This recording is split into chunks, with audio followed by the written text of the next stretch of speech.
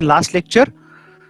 Good morning again in morning session. My name is Gumri Chandra Sen and we are trying to understand 11th commerce economics, right? In 11th commerce economics, we are trying to understand in the last lecture we already started and now you are on my screen, right? That is the big concepts in that is a chapter 1. This is our topic of discussion. Clear? In that topic, we are trying to understand how is the basic relations and all and that how impact. Clear? In the topic we are understanding our last topic in yesterday lecture. Clear? Wants is economic, non-economic, individual want, collective necessities, comforts and luxurious. Clear? Now we going on next topic, second concept in under basic concepts of microeconomics. Name of concept is goods and services. Clear? That is made by goods. Clear? And that is anything that satisfy human wants. Whether you purchase any goods, तुम्ही एखादी commodity जर bye केलं तर त्यानं तुम्हाला जर satisfaction मिळतं त्याला आपण काय म्हणूया, that helps to you, that goods you have feel that yes, that is really helpful for me. Clear? Vice versa, services, teachers, lawyers, doctors, engineers, that is called services. That is satisfy human wants but not have any material existence. What is difference between that two concept? Goods आणि services मध्ये main difference काय आहे मग? Yes, goods म्हणजे material thing असतात that visualise and services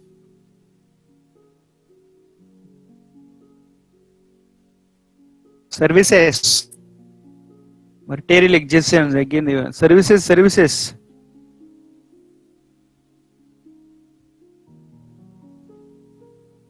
services मध्ये काय होतं मग? बोला.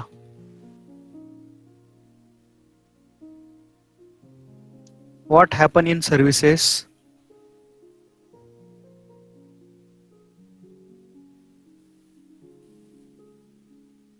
Okay, services provided to the public. अरे डिफरन्स विचारला काही सांगायला काय पण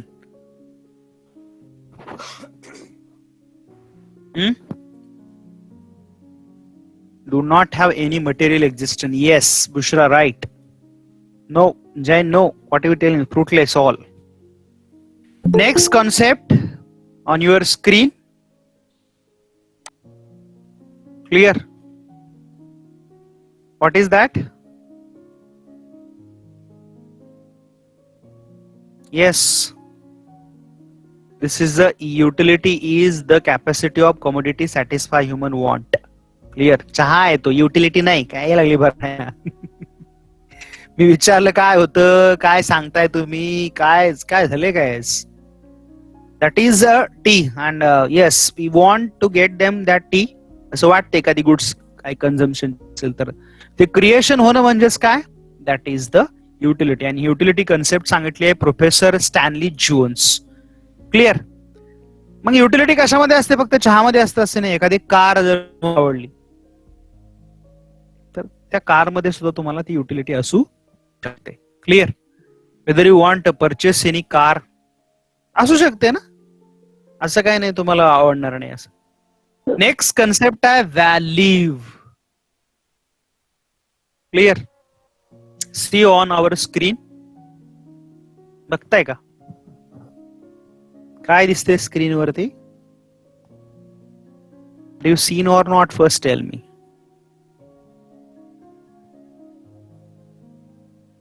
काय तुम्हाला? कॅट काय करते? Okay okay, very good. Cat drink a water. म्हणजे पाण्यामध्ये युटिलिटी आहे ना तिला. She have get yes value of water. That value in use can say that. यालाच आपण काय म्हणूया? Value in use. क्लिअर? आता दुसरी कमोडिटी बघा ऑन युअर स्क्रीन. डायमंड. मला सांगा डायमंड तुमच्याकडे नसेल तर तुम्ही जगू शकता का? तुम्हाला लास्ट विचारताय सर, फक्त मला एवढंच सांगा. Without diamond can you survive? Yes. Without water? Without water can you survive?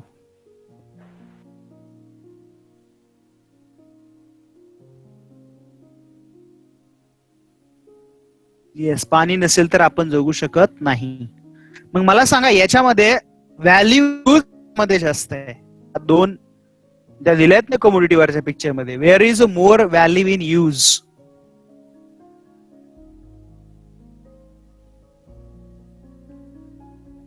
Value in use, where is a more?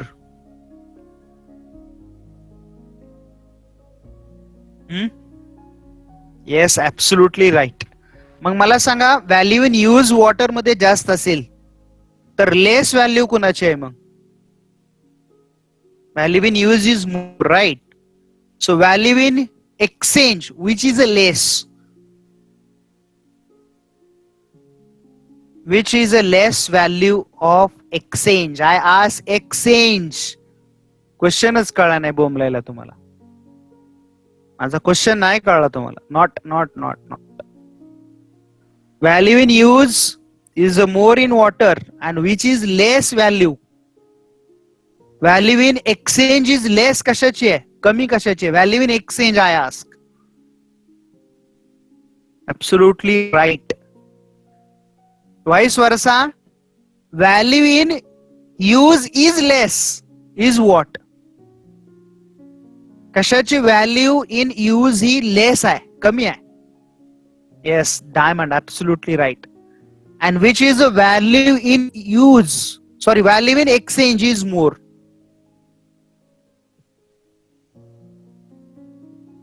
Value in exchange जास्त कोणाची आहे? Absolutely diamond. लक्षात आलं, जगामध्ये दोनच गुड्स आहेत. जगामध्ये अशी एखादी गुड सांगू शकता की ज्याच्यामध्ये व्हॅल्यू इन यूज पण जास्त आहे आणि व्हॅल्यू इन एक्सचेंज पण जास्त आहे? Can you tell me any world in any commodity? There is a both. Value in use is highest and exchange is highest. Yes, can you tell me please?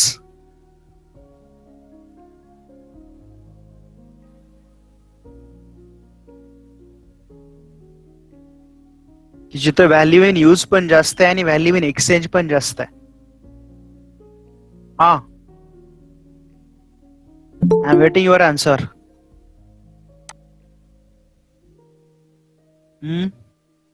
There is no commodity in the world. Yes, absolutely right. आपण डिस्कसच्या वेळेस पाहिलेलं आहे. Clear? Concept is clear I think. ज्या लोकांसाठी आहेत ते आहेत का प्रेझेंट? मृदुल आहे का रे? मृदुल, दक्षिता, 3-4 लोकांसाठी चाललंय रिव्हिजन सगळे. आहेत का तुम्ही लोक? Yes, reply. दक्षिता, मृदुल, हुजेफा, तिन्ही लोक गायब आहेत. वा, भारी. Is it there? मिसिंग. वा वा वा, छान. चला नेक्स्ट.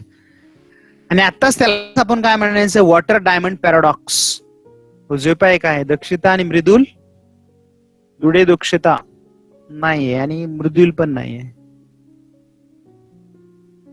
वॉटर डायमंड पॅराडॉक्स यालाच म्हणायचं. म्हणजे ज्याच्यात व्हॅल्यू इन यूज असते त्याच्यात एक्सचेंज असत नाही आणि ज्याच्यात एक्सचेंज आहे त्याच्यामध्ये व्हॅल्यू इन यूज असत नाही. Clear? The concept is clear. Next, wealth. Wealth is anything which has market value and can be exchanged for a money. Dakshita, Mridul कुठे आहे मग? मृदुल is that. Okay, anything that which has market value and can be exchanged for money, that is called can be the wealth. And wealth is not a gift of nature, it can be created by man. Features of wealth, there is a utility. आपल्या घरामध्ये प्रत्येकाला असं वाटतं की furniture हे असं असावं, sofa असावा. क्लिअर? हे फीचर आहे युटिलिटीचं. Clear? That can be the scarcity. आता हे काय सगळं फ्री ऑफ कॉस्ट नाही मिळत तुम्हाला, यासाठी मनी इन्व्हेस्टमेंट करावं लागते तरच ते क्रिएट होतं. म्हणजे तेच कसं आहे? स्केअर आहे.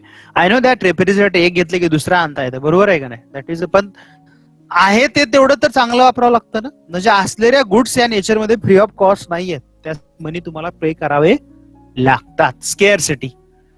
सम गुड्स आर ट्रान्सफरेबिलिटी. तुमच्याकडे गोल्ड, डायमंड, ज्वेलरी असेल तर तुम्ही बाय करू शकता आणि सेल पण करू शकता. So it is can transferability one person to another person. And most important thing, externality or external possessions. Clear? Utility have external possessions is there. That chair have shows the external possession. म्हणजे ती chair wood पासून आपण तयार केलेली आहे. पण जोपर्यंत wood होतं तोपर्यंत त्याला काही व्हॅल्यू नव्हती. पण त्याच्यात नंतर त्या चेअर तयार झाली की त्याच्यात व्हॅल्यू क्रिएट होते युटिलिटीची. त्यालाच आपण काय म्हणूया, एक्सटर्नॅलिटी. Clear? That all are the features of utility. Sorry, wealth. Next concept, personal income. Yes, कशाला म्हणायचं personal income? Yes, already discuss. बघून झालंय हे, बोला.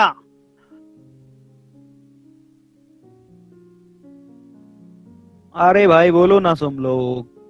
Which is called personal income.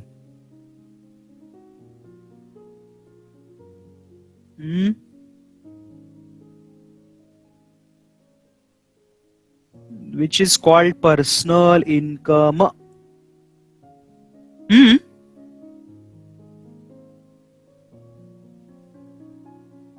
Income earned by own job or business. Yes, income comes to the various ways. Job, business, anyway. Whatever comes to income, that is called personal income. Yes, earning from individuals. Mangesh, Atharva, right. Clear. आणि मग ते income कसं असू शकतं? Fix असू शकतं. Salary लोकांचं fix आहे. फ्लोटिंग, काही लोकांचा बिझनेस असेल तर फ्लोट, सेल झाला तर चांगलं, नाही तर कमी. मनी इन्कम, काही लोकांना आता आपण बार्टर सिस्टीम मध्ये राहत नाही आपण, काही सॅलरी आता सगळे मनी मध्येच भेटतं. रिअल इन्कम म्हणजे काय, मनी शिवाय सोडून तुमच्याकडे घर, बंगला, गाडी जे आहे ना, ते काय झालं तुमचं रिअल इन्कम. कॉन्ट्रॅक्च्युअल इन्कम, काही लोकांना आता काय असतं, स्पेसिफिक ड्युरेशन पुरतच इन्कम मिळतं.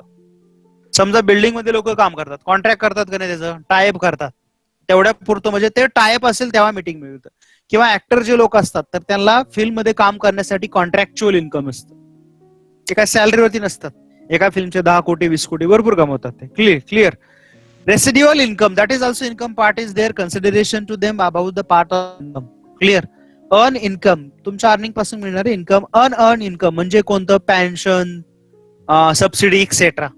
पेन्शन स्पेशली, त्यासाठी तुम्हाला वेगळं काही काम करावं लागत नाही. अर्निंग इन्कम तुम्हाला वर्क करावं लागतं. क्लिअर. हे व्हेरियस वेज ऑफ इन्कमचे आहेत, ते काय तुम्हाला स्टडीला नाहीत, फक्त तुम्हाला दाखवलं.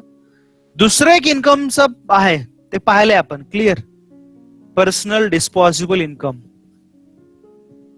काय फॉर्म्युला सांगाल मग? पीडीआय. मी फॉर्म्युला पण सांगितलंय. हा formula of PDI, personal disposable income. Yes please. You are taking more time, my friends. How are you? आज गारटलेत एकदम, असं आन्सर मिळत नाही. काय आलं, नाश्ते हवे झाले बहुतेक. Yes, salary expenses. No, totally wrong. PDI formula काय?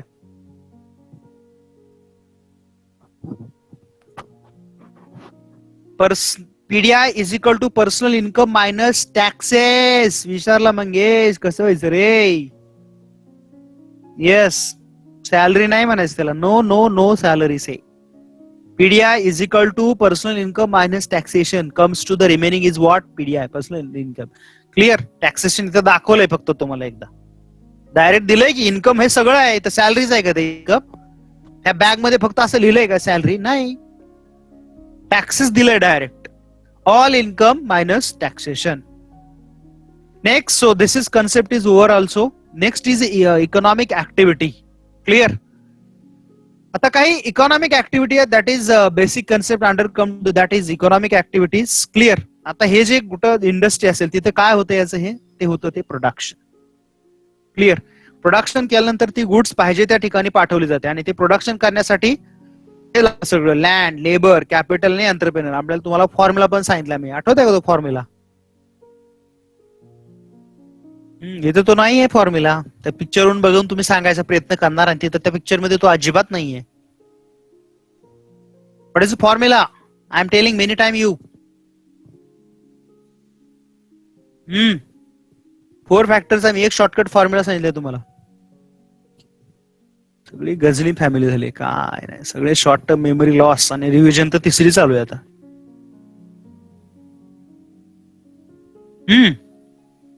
पीडीसीए नाहीये, प्रोडक्शन डिस्ट्रीब्युशन कन्झम्पशन अलोकेशन, हा फॉर्म्युला नाहीये.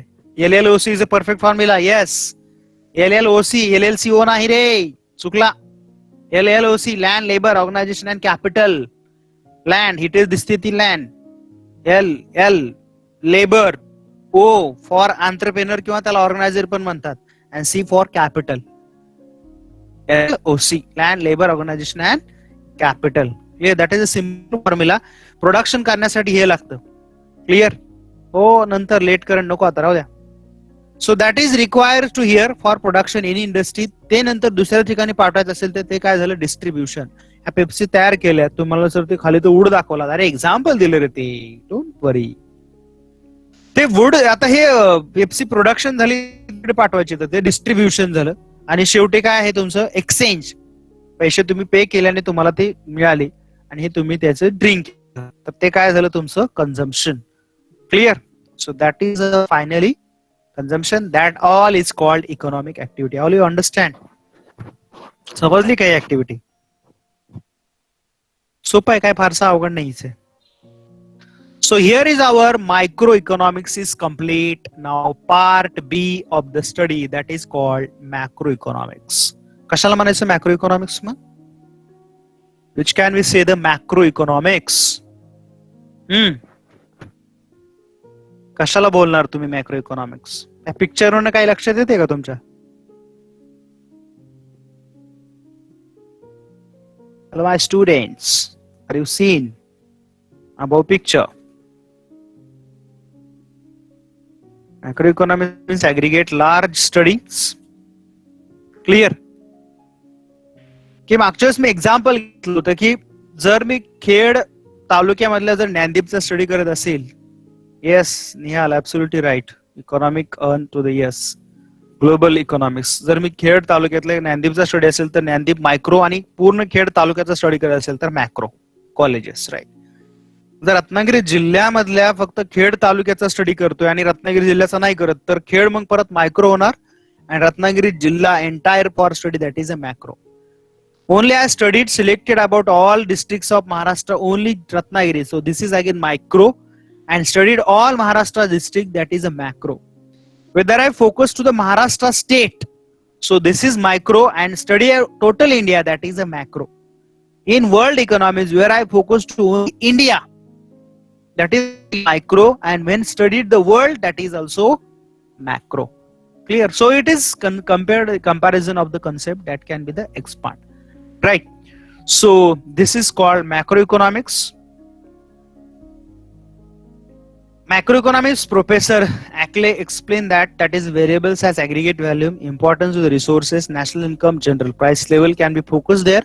Or also Ackley trying to explain that macroeconomics focus on that all activities, or we can say the aggregate studies.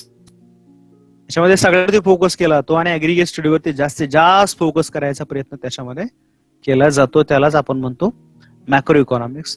In short, here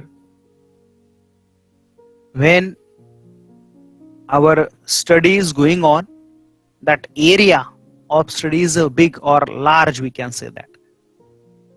त्यावेळेस तुम्ही study करत जाता तर तुमचा एरिया सुद्धा स्टडीचा खूप मोठा होत जातो, बरोबर आहे, आणि म्हणूनच त्याला आपण ऍग्रीगेट्स म्हणतो. और here generally that is aggregates means macros, that is a Greek word MAKROS, that is covering entire economy.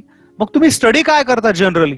Total employment, national income, national output, total investment, total saving, consumption, aggregate supply, aggregate demand. Clear? Income and employment theories, that all are the part of study in comes to the macroeconomics. Whether you see the historical review, ज्यावेळेस पहिल्यांदा macro economics आलं होतं 16 to 19 मध्ये, त्यावेळेस इकॉनॉमिक्सची कोणती branch नव्हती, आणि जे इकॉनॉमिक्स स्टडी केलं ते इनडायरेक्टली कोणतं होतं? Macro economics. लक्षात आहे तुमच्या? पहिले जे इकॉनॉमिक्स स्टडी केलं गेलं ना, that entire economics is not a specific economics. जे ते स्टडी केलं गेलं ते काय पॅसिफिक इकॉनॉमिक्स नव्हतं. ते काय होतं? It is just economics, but indirectly they're studied on macroeconomics in the 16th and 19th century. 20th century मध्ये आपले ग्रेट इकॉनॉमिस्ट आले, त्यांचं नाव होतं James Keynes, General Theory of Employment, Interest and Money. 1929च्या ग्रेट डिप्रेशन ज्याला आपण म्हणतो त्यावेळेस आली होती. आज झालं कोरोनामुळे इकॉनॉमी मध्ये डिप्रेशन आलं का नाही, त्यावेळेस कोरोना नव्हता, ज्यावेळेस वर्ल्ड इकॉनॉमीज डिप्रेस झाल्या होत्या. All world economies are come to the depressions. Why? Because there is oversupply of goods. Development of economics and then comes to the theories among या प्रॉब्लेम्स मधून बाहेर पडण्यासाठी ऑस्लो युनिव्हर्सिटीचे स्कॉलर जे रॅग्नर फ्रिश त्यांनी separate केले स्टडीला, आणि त्याच्या पुढे जाऊन जेएम केन्सनी मॅक्रो इकॉनॉमिक्स वरती फोकस केला. Now we see the definition of macroeconomics. Professor Kenneth Boulding, on your screen is definition. Macroeconomics deal not with individual quantities as such, but with the aggregate of these quantities, not with the individual income, but with the national income, not with individual prices, but with the price level, not with individual output, but with the national output. आता जसं आपण म्हणलं का नाही, मी तुम्हाला सांगितलं होतं की स्मॉल स्टडी नाही तर ऍग्रिगेट स्टडीज, कंपॅरिझन केलंय बघा तिथं. आणि कशाबरोबर कंपॅरिझन बघा केलंय? Deal not individual quantities but aggregate quantity. दिसते काय? माझं स्क्रीनचं माऊस बघा इकडे दिसते फिरते. Individual quantities aggregate, individual not तर मग कोणत्या? Aggregate. Not with individual income तर कोणतं? बघा income, individual income versus national income, individual prices versus price level, आणि individual output versus national output. एवढं डेफिनेशन मध्ये लक्षात ठेवायचं. लक्षात आलं का? परत एकदा रिपीट करतो. Individual quantity versus aggregate quantities, individual income versus national income, individual prices versus price level, आणि individual output versus national output. Definition is clear? Yes please me reply द्या जरा, म्हणजे तुमच्या जरा बोटांचा पण व्यायाम होईल ना. समजते का दक्षता, Huzefa?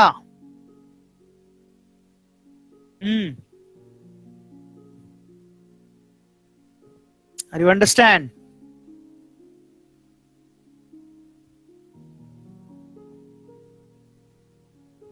Yes.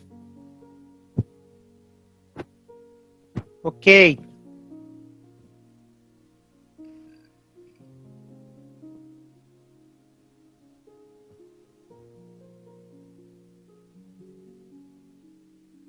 Now see the second definition is also very easy and also very short. Macroeconomics study the behavior of the economy whole, examine the overall level of nations, output, prices and foreign trade.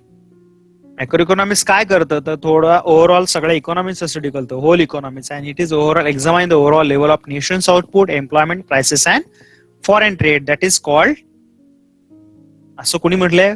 Paul Anthony Samuelson, which is short in short PA Samuelson. Clear? So this is one more definition for study. We are trying to understand, or here we know the what is the. So now we focus to the one by one. आता आपण मग basic concept बघूया macro इकॉनॉमिक्सच्या. Clear? तर national या basic, जसे मायक्रोच्या tree diagram होती तशी मॅक्रोची आहे बघा. तिकडे 8 पॉइंट्स होते. There is 8 concept of micro economics. Now here is a 6 points, main points, sub 2 points is there. National income, saving, investment, trade cycles. Under trade cycle come to the national inflation, depression, growth, economic growth and economic development. Clear? So now we focus one by one. First is the national income. Anybody can say me please what is mean by national income? We already learn. National income कशाला म्हणायचं? तुम्हाला असं वाटतंय ना? काय काय वाटतंय ते सांगा. Yes, I am waiting your answer please. National income is a nation income, but totally wrong. First answer is wrong come here. So don't repeat that same answer. Total amount of money and within a country economic performance of nation. Vivek Pandirkar, totally wrong. First answer is little bit right, little bit, not perfect.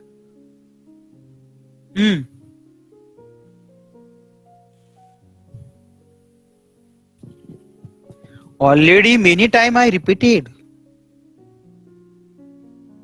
Total income of country. Yes, एक within 1 year बरोबर आहे. Income कसं ते नाही सांगितलं तुम्ही. चला असं द्या मीच सांगतो तुम्हाला. बघा स्क्रीन वरती. National income is the value of goods and services produced annually. Produce annually म्हणजेच फायनान्शियल इयर मध्ये केलं प्रोडक्शन. आणि त्या गुड्स आणि सर्व्हिसेस नेशन इन्कम म्हणजे इन्कम नाही. नेशन मध्ये एका वर्षामध्ये प्रोड्यूस केलेल्या goods. That value of goods and services produced annually in a country, consider that. In short, amount of income is acquiring a country economic activities in year, time known as national income. It is include payment made to all resources from rent, wages, interest and profit. Clear? Ki that all are the rent, wages are considered to here. लेक्चरच्या शेवटी मला तुम्हाला सूचना द्यायची, लक्षात ठेवा, महत्वाची एक सूचना द्यायची आहे. क्लिअर? मला शेवटी रिमाइंड करा. So that is amount is acquiring is what? Economic activities time known as national income. That include the payments made all resources from rent, wages and interest. हे सगळ्याचे कॅल्क्युलेशन म्हणजे इकॉनॉमी मधले काय आहे ते नॅशनल इन्कम. आणि ही कमिटीची definition जरा महत्वाची आहे. त्याच्यात त्यांनी सगळं तुम्हाला माहिती आहे, त्यातलं एकच महत्वाचं आहे. काय? National income estimated measures to the value of goods and services turned out during given period of time, counted without a duplication. म्हणजे एक गुड्स एकदाच काउंट करायची, म्हणजे काय डबल काउंटिंग होणार नाही. कार जर काउंट केली तुम्ही तर फायनल गुड्स आपण म्हणतो ना कार. मला सांगा कारचं टायर कुठे तयार झाले, कारचं स्टील एका ठिकाणी तयार झाले, कारचं ग्लास एका ठिकाणी तयार झाले, ते तिथे पण काउंट झाले ना. आणि जेव्हा कार तयार होईल तिथे पण झाले. I know that is the really problem. Final goods कशाला म्हणायचं ही प्रॉब्लेम आहे. म्हणून पॉलिसी मेकरनी काय म्हटलंय, without duplication.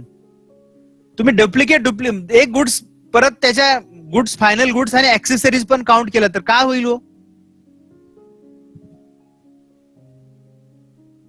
R you understand my question? कारच्या ऍक्सेसरी पण काउंट झाल्या, म्हणजे तिथं पण काउंट झाल्या आणि इकडे कार तयार झाली तेव्हा पण ते काउंट झाली car. Then what happen? Car all accessories counted and also car is count. Double तर कुठंच नाही, बरोबर आहे ना. इकडं कार तयार झाली आणि तिकडं त्या ऍक्सेसरी काउंट झालं. जिथं ग्लास तयार झाली तिथं काउंट झालं, स्टील तयार झाली तिथं काउंट झालं, त्याचे व्हील जिथं तयार झाले होते ते काउंट झाले, त्याचे नट बोल्ट जिथं तयार झाले होते ते. कोणतीच कंपनी स्वतः ऑल मॅन्युफॅक्चरिंग करत नाही, इंजिन सोडून. हल्ली इंजिन पण कोणी करत नाही मॅन्युफॅक्चरिंग, सगळं इम्पोर्ट करतात, असेंबल करतात, पाठवतात. चला आपल्याला वाटतं ह्या कंपनीची कार आहे, तसं नसतं बऱ्याच वेळा. माझा क्वेश्चन समजला का तुम्हाला? Yes please. Absolutely right. Value will be increase. Value नाही म्हणायचं त्याला, value not set. The value and price is different. त्या कारची प्राइस नॅशनल इन्कम मधलं त्याचं इन्कम वाढेल. ऍक्च्युअल कार डबल होणार आहे का नाहीये, त्याची प्राइस तेवढी तेवढ्या वेळा त्याचं काउंटिंग होणार. नॅशनल इन्कम मध्ये कॅल्क्युलेशन तेवढं होणार. Clear? So I am not telling the issue of only car, that all goods, avoid that all duplications and all. Next concept, saving. Saving function is the counterpart of consumption. Clear? Income मधनं saving, तुमच्या income मधनं तुम्ही जो part minus करता, तुम्ही save करता, त्याला आपण म्हणतो saving. That part of not consumption, तो तुम्ही सेव्ह करत नाही त्याला आपण सेव्हिंग म्हणतो. This is also income. That is a formula. S is equal to Y minus C. S for saving, Y for income and C for consumption. Clear? Next concept, investment expenditure. An addition of country's physical stock of capital like new factory building, plant and machinery, tools, equipments, raw materials as well as finished and semi-finished goods, also known as capital formation. की आपल्या nation मध्ये असणाऱ्या ज्या goods आहेत ती सगळी काय finish goods means त्या तयार आहेत रेडी फॉर कन्झम्पशन आणि semi finish means that are ready but not for a ready to consumption. Car तयार आहे पण ती सेमी फिनिश नाही का तर कारला ते व्हील नाहीये. क्लिअर? अशी गुड्स आपण म्हणूया. That is marginal efficiency of capital depend on that investment on all and how is the relationship is there more investment. तुम्ही सेक्युलर प्रॅक्टिसेस मध्ये बघणार असाल तो टॉपिक. ज्यावेळेस company share debenture bonds issue करते तर तिथं काय होतं रेट ऑफ इंटरेस्ट आणि त्याचं रिलेशन बघितलं जातं. That is a types of investment is expenditure is there consider. तिथे वेगवेगळे टाइप्स आहेत. फायनान्शियल मध्ये शेअर मार्केटमध्ये जर तुम्ही इन्व्हेस्टमेंट केली तर ती झाली काय झाली फायनान्शियल. आणि जर तुम्ही बिल्डिंग मटेरियल याच्यामध्ये इन्व्हेस्टमेंट केली झाली तर रिअल. ग्रॉस इन्व्हेस्टमेंट म्हणजे टोटल इन्व्हेस्टमेंट आणि त्याच्यामधनं जर त्या समजा एक मशिनरी घेतली तर ती काय झाली ग्रॉस. पण त्या मशिनरी समजा 1,00,000 रुपयाची आणि त्याला मंथली त्याला 1,000-2,000 रुपये तुमचं काय मेंटेनन्स येतो तर ते त्याच्यातनं मायनस केल्यानंतर ती राहणारी कोणती नेट इन्व्हेस्टमेंट. ऑटोनॉमस इन्व्हेस्टमेंट म्हणजे government when invested in to the what we say that public goods specially that education health defence water supply roads. ही इन्व्हेस्टमेंट पासून गव्हर्नमेंटला प्रॉफिट पाहिजे असतं का. Government expecting some profit from that such investment. Just I told you.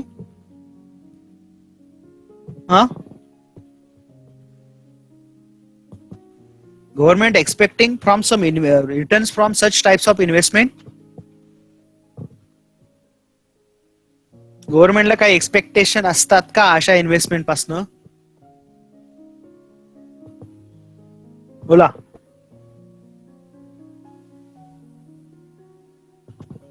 अरे माझा voice गेला का तुमचा वॉइस गेला नेमका कोणाचं काय झालंय.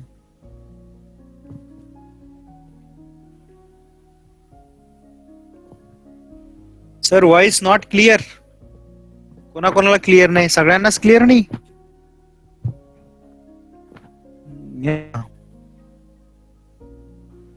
मी काय क्वेश्चन विचारले की तुमचं व्हॉइस माझं बंद होतो पहिला मला तेच कळत नाही.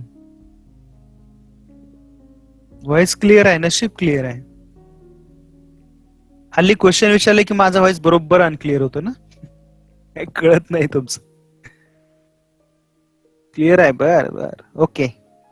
तर क्वेश्चनचा आन्सर राहिला आपला. Investment in school building public transportation communication roads bridge water supply. ही इन्व्हेस्टमेंट कोणत्या मोटिव्हने केलेली असते. What is the motive of government for investment. It is a profit motive.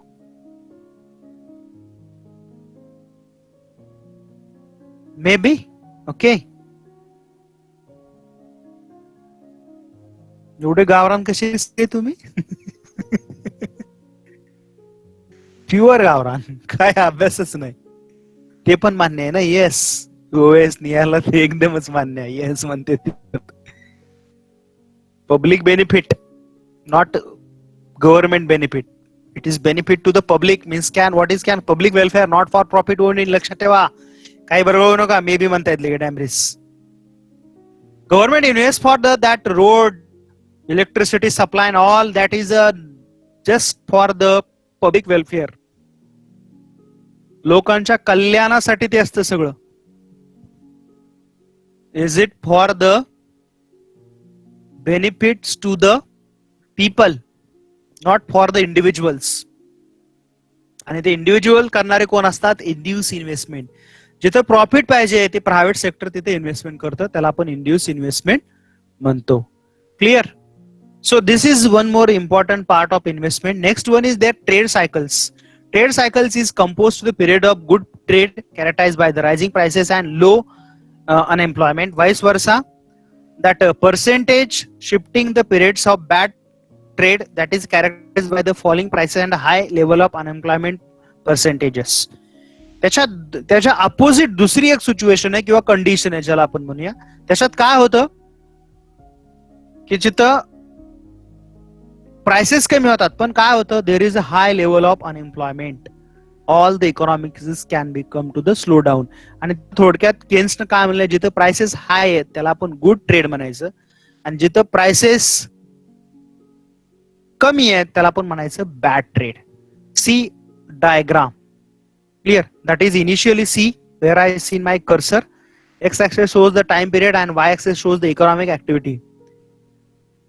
Initially there is a recovery. Economy recover होत असते, नंतर prosperity खूप development कडे जाते, खूप प्राइसेस वाढल्या, त्याला आपण म्हणायचं इन्फ्लेशन. कोणती इकॉनॉमी लॉंग टाइम इन्फ्लेशन किंवा डिप्लेशन मध्ये राहत नाही. After than economy come to the recession, then come to the depression and finally under come to the depression. मध्ये अप अँड डाऊन चालू राहतात, त्यालाच आपण काय म्हणतो ट्रेड सायकल्स. क्लिअर? आता आपण कोणत्या पिरियड मध्ये सांगू? इकॉनॉमी कुठे गेली? डिप्रेशन गेलो नाही आपण, पण असं जर आलं तर आपण जाणार. We are journey is start now already. Our journey is start for the depression. जर ते थांबलं नाही तर आपली वाट लागणार. नेक्स्ट कॉन्सेप्ट बघा, economic growth definition. That is indicates the quantitative increase in national income explain by professor J.K. Mehta. Quantitative म्हणजे जीडीपी, जीएनपी असा जो चेंज आहे त्याला आपण काय म्हणायचं? National income. याच्यात बदल होतो त्याला आपण म्हणायचं इकॉनॉमिक ग्रोथ. अजून एक डेफिनेशन सांगितले इकॉनॉमिक की it is a process whereby the economies real per capita income increase over a long period of time. आपल्या नेशन मधनं मिल्टन मियररची डेफिनेशन आहे, मियलची, ही प्रोसेस कशाची? इकॉनॉमीज रिअल कॅपिटा पर आहे, म्हणजे नेशन मध्ये आता जे आपण पाहिलं का नाही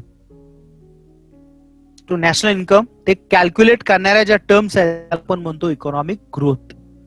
And another one concept explained by Professor Simon Kuznets. What is telling that?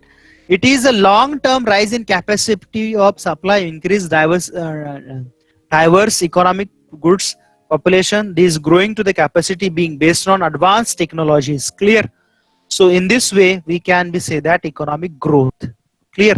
थोडक्यात लक्षात ठेवा, क्वांटिटेटिव्ह चेंज, जीडीपी, जीएनपी ह्या ज्या सगळ्या कन्सेप्ट आहेत त्याच्यामध्ये क्वांटिटेटिव्ह मेजर होतो आणि त्याला आपण इकॉनॉमिक ग्रोथ म्हणतो. दुसरी कन्सेप्ट आहे economic development. That is a process of whereby economies real increases over long period of. लोकांचं लिव्हिंग स्टँडर्ड वाढणं, लोकांचं एज्युकेशन वाढणं, हे काय दाखवतं? Life. When peoples change in the living standard, that can be said it is a process whereby economy's real national income can be the change. Clear? So this is one more important thing for understanding. Next important thing on your screen, development must be conceived to the multi-dimensional process involving change in structure, attitudes, institutions, as well as acceleration of economic growth, reduction of inequality and eradication. ही definition खरंच महत्वाची आहे. Michael ट्युडोरची definition. तुमच्या nation मध्ये development होते काय? ही multi dimensional process आहे.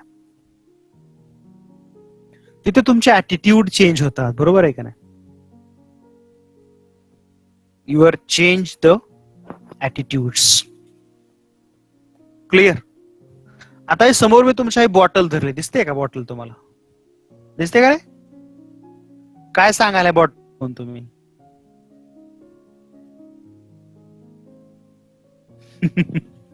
बॉटल दिसते? हा, दिसले का? हा, दिसते. काय सांगायला बॉटलला बघून तुम्ही? हा, दिसली बॉटल ही? हा, what you saying that? Plastic water bottle. Okay, बर, बोलत राहा आता, बोलत राहा. आता परत दाखवणार नाही. पुढे. चांगली आहे, बर. प्लास्टिक बॉटल आहे, बर. नेक्स्ट. हा, नेक्स्ट नेक्स्ट नेक्स्ट. वॉटर बॉटलच आहे, बर. फिल विथ हाफ वॉटर, बर, ठीक आहे. हाफ फिल, बर, ओके, ठीक. अर्धी भरलेली बॉटल आहे, ओके, ठीक. हा, अजून. Colour water bottle. गौरी आणि बाय. कलर वॉटर, बर. अजून. हा, एकदा बघायची इच्छा आहे का परत? बर, ठीक आहे. हा, बघा. Design water bottle. पोरं तुम्ही लय डायमेंड दिसली. हा, दिसली परत सगळ्यांना. हा, ठीक आहे, बोला बोला, मी तोपर्यंत पाणी पण पितो. हा बोला.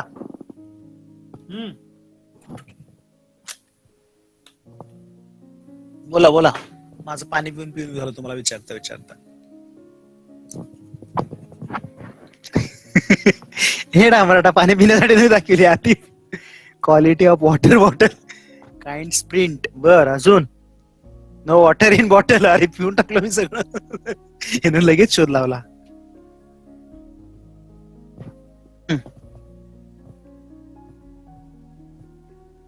फ्लोअर प्रिंट आहे. बर वॉटर स्टोरिंग मटेरियल. बर अजून ट्रान्सपरंट आहे. बर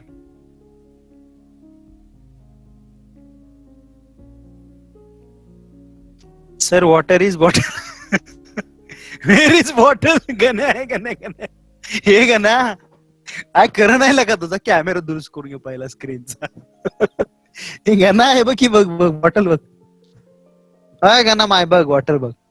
हा त्या निहाला तर पाणी संपलेलं पण दिसलं.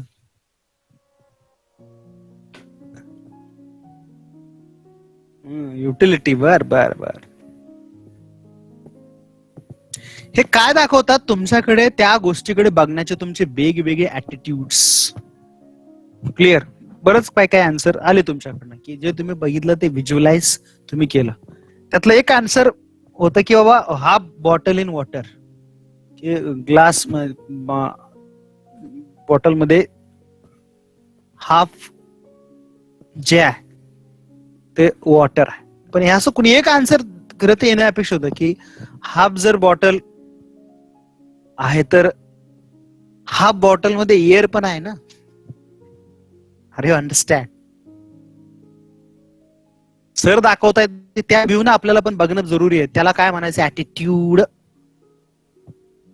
अरे अंडरस्टँड. तो आपल्याकडे नाहीच आहे. तो तुम्ही काय लहान मुलं नाहीत ना तुम्हाला मी कलर दाखवत बसायला. 11वीची मुलं आहेत म्हणजे त्याच व्ह्यूनं तुम्ही बघायला पाहिजे ना. हा तुमचा ऍटिट्यूड दाखवतो. Are you understand. This is your attitude. Half bottle मध्ये एअर आहे तुम्ही विसरूनच गेलात. ऍटिट्यूड. तुम्ही कशा गोष्टी बघता. How you see. हा ऍटिट्यूड एका दिवसात तयार होत नाही. म्हणून त्याला म्हणले development. These attitude never create in one or few days, a long term process. तो जपानचा किस्सा कायम आपण ऐकला आणि तुम्ही पण सगळ्याला सांगत असता. एक बाई होती ट्रेन मध्ये चालली होती. सीट फाटलं होतं. तिनं सुई घेतली आणि शिवून काढलं. हे सगळ्याला किस्सा माहिती आहे ना सगळ्यांना. सगळ्यांना. येस माहितीये सगळ्यांना पाठ झाला. तुम्ही पण सगळ्यांना सांगितलंय. पण आत्ता आत्ता आत्ता किस्सा त्याच्या पुढे मी सांगतो. ती बाई ती इंडियातली होती. तिनं सुई दोरा काढला आणि शीट शिवून काढलं आणि हे इंडियात झालं. आता बोला are you accepted.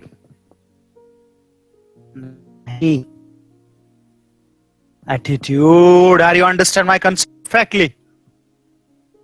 R you understand.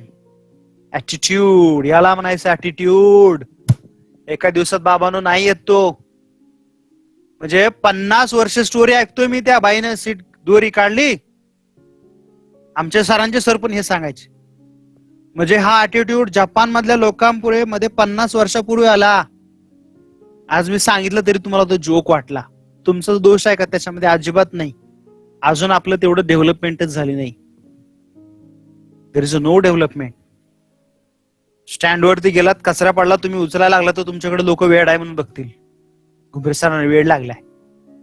तेच जर तुम्ही जपानमध्ये गेलात प्लॅटफॉर्म वरती कचरा पडलेला असेल तर ती लोक स्वतः उचलून टाकतात कचऱ्याच्या डस्टबिन मध्ये. क्लिअर. 2 वर्षापूर्वी रशियामध्ये गेम्स होते फुटबॉलचे. सॉरी फुटबॉलच नाही soccer games in Russia. World cup football soccer होतं. बरोबर आहे का. खूप लॉंग टाइम नंतर जपान फायनल कडे आलं होतं. म्हणजे फायनल 8 टीम मध्ये आलं होतं. I am right whether I am wrong please correct me. पण मी सांगतोय ते तरी खरं आहे का थोडं. खूप लॉंग टाइम नंतर जपान थोड्याशा 8 टीम मध्ये आलं होतं शेवटच्या. जे फुटबॉल प्लेयर्स आहेत त्यांना माहिती असेल नक्की. बरोबर आहे. आणि 8 मधनं पुढे जाण्यासाठी, पुढचे 4 मध्ये जाण्यासाठी ते 8 मध्ये पहिल्यांदा चालू होते. खूप म्हणजे टीम चांगली असते त्यांची, पण त्या पुढे 4 मध्ये जाण्यासाठी तिथं ती मॅच हारले. बरोबर आहे तुम्हाला? I am correct, whether I am wrong, there correct me. त्या 4 मध्ये जात असताना ते हारले. त्याच्या अगोदर एवढं एन्जॉय केलं होतं त्या लोकांनी, क्लिअर. आणि मग त्यांना वाटलं होतं की आपली टीम जिंकणार, पण ते हारले. त्यावेळेस ते एन्जॉय करतात आपल्या इंडियन लोकांसारख्या बाटल्या उडवा असं काय काय काय काय बरंच कचरा केला, बराच कचरा झाला स्टेडियम मध्ये. आणि मग कॉमेंट सुरू केलं की काय स्टेडियमला एक जपानची लोक काय कचरा करून ठेवलाय, टीम हारल्याचं रागायला वाटतं. असं तो म्हणायच्या अगोदर, त्याच्या अगोदर जपानच्या ऑडियन्सनी काय केलं माहितीये का तुम्हाला? स्पेशली जपान ऑडियन्स काय केलं माहितीये? आता तुम्हाला हे माहितीच नसणार नाही, तुम्ही प्लेअर असला तर तुम्हाला इथपर्यंतच माहित होतं. 8 मध्ये आले आणि शेवटच्या 4 मध्ये जमलं नाही. Yes, very good. ग्राउंड मध्ये क्लीन नाही, ग्राउंड क्लीनच होतं. जे स्टेडियम होतं का नाही, स्टेडियम मधला सगळा कचरा उचलायला सुरू केले त्यांनी. एंटायर स्टेडियम, पूर्ण स्टेडियम मधला जपानचे ऑडियन्स, काही जण लोक जपान आले असतील काही बघायला सुद्धा, त्यांचा देश सोडून जपान मध्ये आले आणि ते कचरा क्लीन करायला त्यांनी सुरुवात केली. एवढं सोपं नाही रे, ह्याला म्हणतात ऍटिट्यूड. आपण केलं असतं का असं? समजा लॉर्ड्स वरती क्रिकेटची मॅच होती, सोडून नाव काढू नको त्याचं बाबा, इकॉनॉमी खड्ड्यात गेली आपली. अरे अंडरस्टँड, स्वच्छ भारत पेपर वरती की actual? Is it on paper or it is reality? आणि स्वच्छ भारत बघायचं असेल तर लांब भारतात जायची नाही, जगभरात जाऊन बघा जरा, आकारात दिसेल तुम्हाला. काय म्हणलं मी?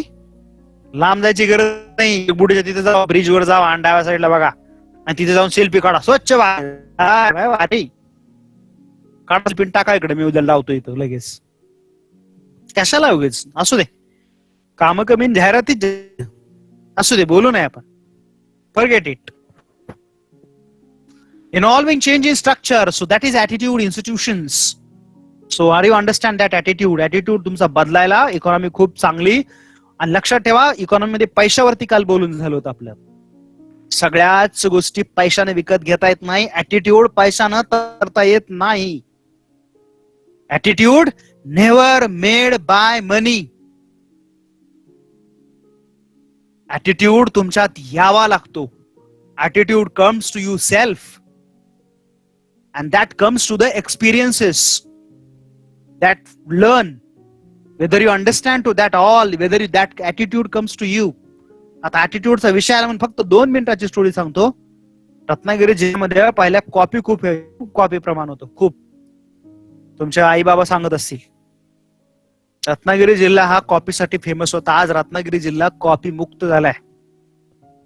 तुम्हाला काय झालं? ज्ञानदीपमुळे झाला का सर? तुम्ही माना किंवा न माना, ज्ञानदीपची इन्स्टिट्यूशनची फाउंडेशन, गुजराती सर जे फाउंडर आहेत, वेळेस रत्नागिरी जिल्ह्यामध्ये खूप कॉपी चालत होती. मग ते म्हणले की आपण अशी एक इन्स्टिट्यूशन काढू शकत नाही का जिथे कॉपीच होणार नाही. आणि त्यांनी सुरुवात केली. 1998 पासून जर्नी, आज 22 वर्ष संस्था काढून झालेले. मुलं कॉपी का करतात याच्यावर त्यांनी अभ्यास अगोदर केला. का करतात मुलं कॉपी? अभ्यास होत नाही म्हणून.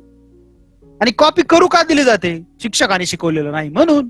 चलो दे, टाळीला टाळी लागते, कॉपी होते, संपला विषय. त्यांना क्वालिटी एज्युकेशन दिलं, भरपूर अभ्यासाला वेळ दिला, रिव्हिजन घेतल्या, तर कशाला मुलं कॉपी करतील? आज ज्ञानदीपची मुलं एवढी तयार झाली तर त्यांचा ऍटिट्यूड, बाकीचा सोडा, तेव्हा ऍटिट्यूड आहे ज्ञानदीपच्या पोरांचा. तरी कॉपी करायची गरजच पडत नाही. एवढं डोक्यात एवढं भरलेलं असतंय, ते उतरायला 4 नाही बरेच तास कमी पडतील. बाकीचा ऍटिट्यूड चेंज झाला का नाही माहित नाही, पण तुमच्या ज्ञानदीपच्या पोरांना तरी कॉपी मनात येत नाही. त्यांच्या कॉपी करावंच त्यांना वाटत नाही. का वाटत नाही? It's attitude. तेवढा तरी ऍटिट्यूड आला, बाकीचं मरू दे तिकडं.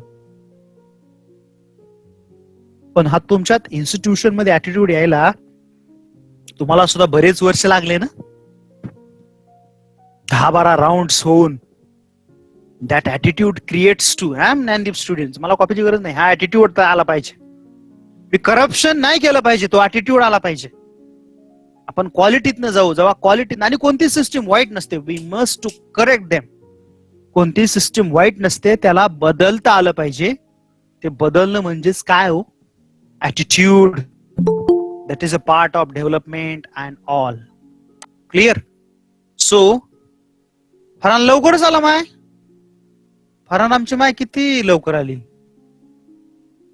वय फरान, एवढा दिवस कुठे गेलता माय, मला सोडायला चला डायरेक्ट. हा पुढच्या लेक्चर साठी जॉईन केला करी ये. क्लिअर असू दे. So this is called attitude and all. Clear?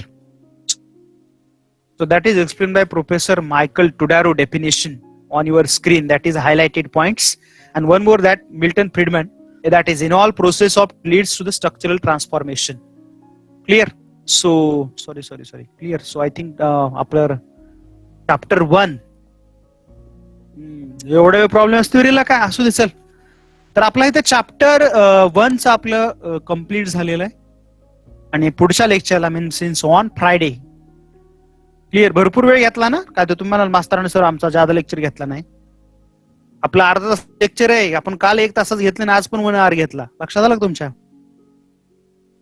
अरे हा, बरं झालं आठवण केली, विसरलो होतो, शपथ विसरलो होतो. हा, तर आजचं लेक्चर इथे स्टॉप करतोय, म्हणजे मला रेकॉर्डिंग टाकण्यासाठी. So now I am today stop here.